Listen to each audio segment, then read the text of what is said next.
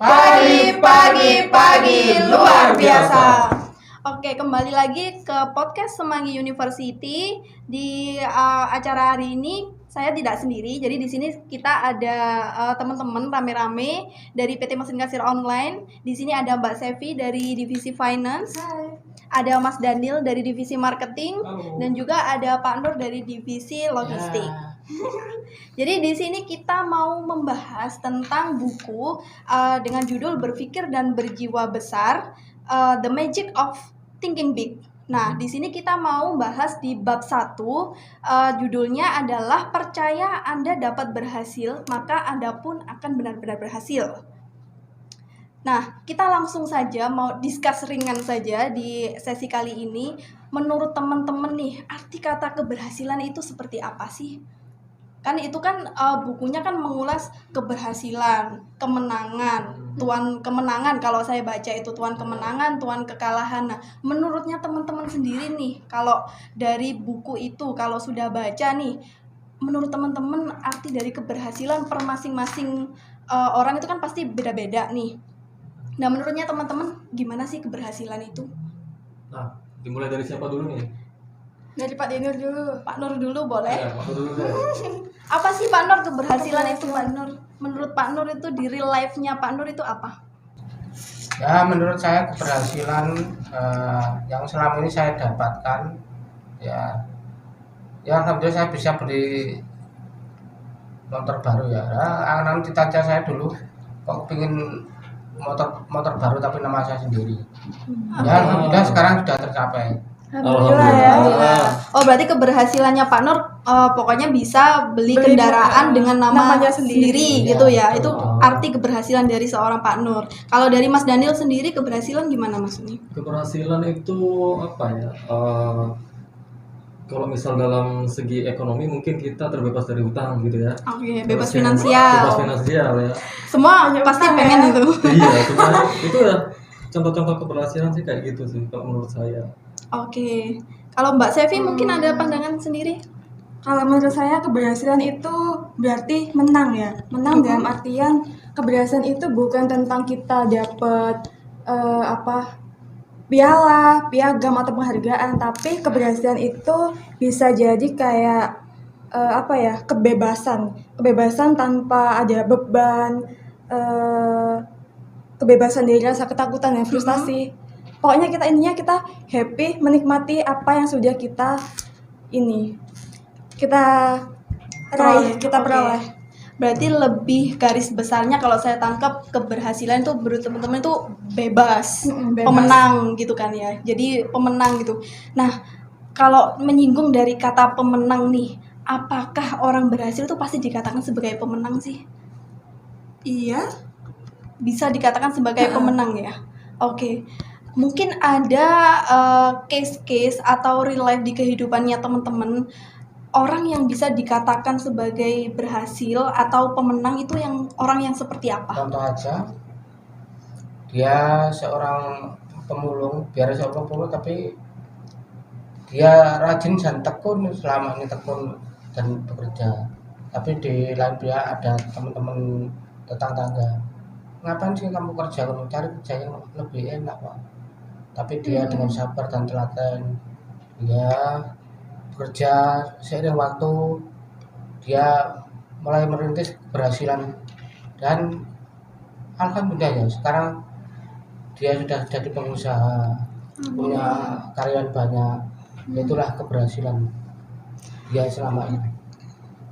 Kalau kita lihat, kalau kita feedback dari ceritanya Pak Nur, berarti kan kembali lagi pada kepercayaan. Jadi apa yang kita yakini, apa yang kita percayai itu akan itu besar, maka akan menjadi besar. Jadi tidak peduli tentang omongan kan tadi Pak De ya, tidak peduli dari omongan orang, tidak peduli nanti apa dicemooh atau apapun itu, yang penting kita percaya dulu, percaya akan hasilnya, maka hasilnya pasti nanti akan mengikuti. Oke, seperti itu. Mungkin teman-teman ada case-case lain tuh yang misal aku bisa berhasil karena aku percaya. Kalau dari saya itu kemarin ya, baru tahun ini kan ini nih kuliah sambil kerja nih. Menurut saya tuh kayak bebannya itu terbagi gitu Mbak, waktunya juga kuliah kalau pagi sampai sore kerja, terus malamnya kuliah, apalagi di semester terakhir kemarin waktunya skripsian itu bener-bener itu berat banget. Sampai Berat pulang banget, malam-malam sampai pulang gitu ya. malam, terus bimbingan ke dosen, puasaan, itu bener-bener kayak udah aku nggak tahu lagi, udah pasrah, udah ini kayaknya aku nggak bisa ikut sidang tahun ini dan nggak bisa ikut wisuda tahun ini, tapi qadarullah ya, nggak tahu akhirnya apa yang kita takutkan, apa yang kita khawatirkan itu ternyata nggak seberat waktu kita ngejalani itu. Menjalaninya. Ternyata alhamdulillah tahun ini bisa ikut sidang dan wisuda dan bisa berhasil. Alhamdulillah. Berarti itu karena kekuatan kepercayaan, the magic of thinking big. Makanya itu Dan kita keyakinan. harus percaya, kita harus yakini kalau kita itu sebenarnya bisa. Jadi anggap diri kita itu jauh lebih tinggi atau lebih bisa. Jangan menganggap diri kita itu, oh aku pasti nggak bisa. Itu nggak boleh kayak gitu. Jadi harus reframing itu seperti itu.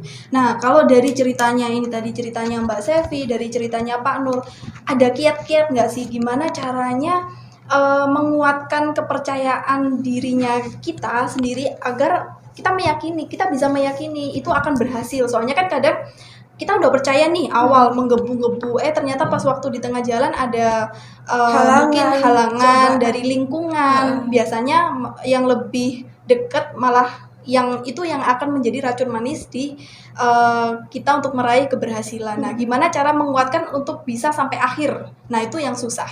Ada tips-tipsnya nggak? Atau mungkin ada resep-resepnya nggak dari teman-teman?